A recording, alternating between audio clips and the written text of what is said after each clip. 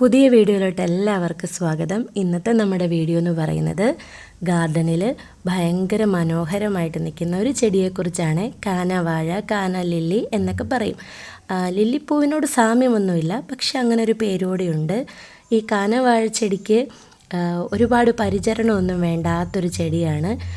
എൻ്റെ ഗാർഡനിൽ, എൻ്റെ കുഞ്ഞി ഗാർഡനിൽ ഇപ്പോൾ ഇതിൻ്റെ പൂവൊക്കെ കഴിഞ്ഞിട്ടോ അടുത്ത പൂവൊക്കെ ആയി വരുന്നതേ ഉള്ളൂ. ഇത് ശരിക്കും പറഞ്ഞാൽ നമ്മുടെ വാഴ ഇലയോടൊക്കെ സാമ്യമുള്ള പോലത്തെ ഇലകളാണ്.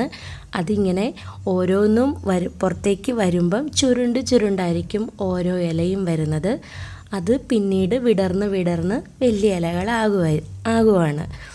അപ്പം ഇതിന് ഒരുപാട് വെള്ളമൊന്നും വേണ്ട, എന്നാൽ തീരെ വെള്ളം ഒഴിക്കാതെ ഇരിക്കരുത്. ഇങ്ങനെ വെള്ളം ഒഴിച്ച് കെട്ടി നിന്ന് ചീഞ്ഞു പോകുന്ന ആ ഒരവസ്ഥ വരരുത്. അതുകൊണ്ടാണ് ഒരുപാട് വെള്ളം ഒഴിക്കരുതെന്ന് പറയുന്നത്. എന്നാൽ അത്യാവശ്യത്തിനുള്ള വെള്ളം വേണവും താനും.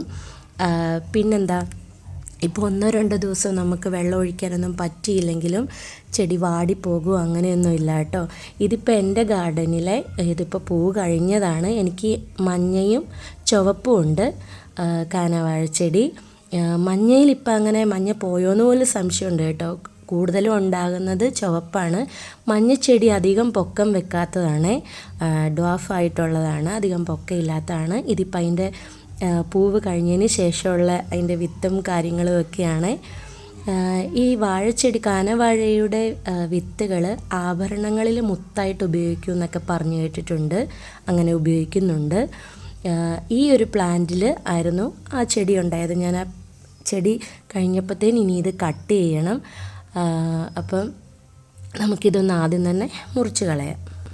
ഇങ്ങനെ മുറിച്ച് കളഞ്ഞാൽ മാത്രമേ ഉള്ളൂ ഇതിൻ്റെ അടിയിൽ നിന്ന് വരുന്ന ബാക്കി വിത്തുകൾ നന്നായിട്ട് വളരുകയുള്ളൂ.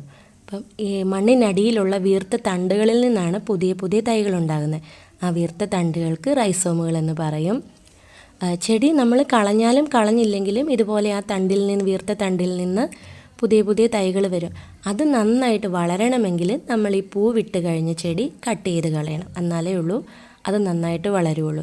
പൂവിട്ട ചെടി വീണ്ടും നിർത്തിയിട്ട് കാര്യമില്ലല്ലോ. അപ്പം ഞാനും എൻ്റെ ഗാർഡനിൽ നിന്ന് ഇതുപോലെ പൂവ് കഴിഞ്ഞ് ഒരുപാട് ചെടികൾ മുറിച്ച് മാറ്റിയിട്ടുണ്ട്. അങ്ങനെ പുതിയ തൈകൾ വളർന്ന് വന്നുകൊണ്ടിരിക്കുന്നു. ശരിക്കും നല്ല ഒരു ഗാർഡൻ സെറ്റ് ചെയ്യുന്നവർക്ക് ഈ കാനവാഴ വെക്കുവാണെങ്കിൽ എന്നും തന്നെ പൂവ് കാണും. 1-2 തൈ വെച്ചാൽ നമുക്ക് എന്നും പൂ കിട്ടില്ല. പക്ഷേ ഒരുപാട് കാനവാഴ വെക്കുവാണെങ്കിൽ എന്നും തന്നെ പൂവ് കാണും. എന്ന് ഉദ്ദേശിക്കുന്നത് എന്താണെന്ന് വെച്ചാൽ ഒരു ചെടിയിൽ പൂവിട്ടാൽ തന്നെ അത് കുറേ ദിവസം നിൽക്കും. അങ്ങനെ പല ചെടിയിൽ പൂക്കളാകുമ്പോൾ ഒരുപാട് ദിവസം നിൽക്കുമ്പോൾ തന്നെ എന്നും നല്ല ഗാർഡൻ നല്ല ബ്യൂട്ടിഫുള്ളായിരിക്കും.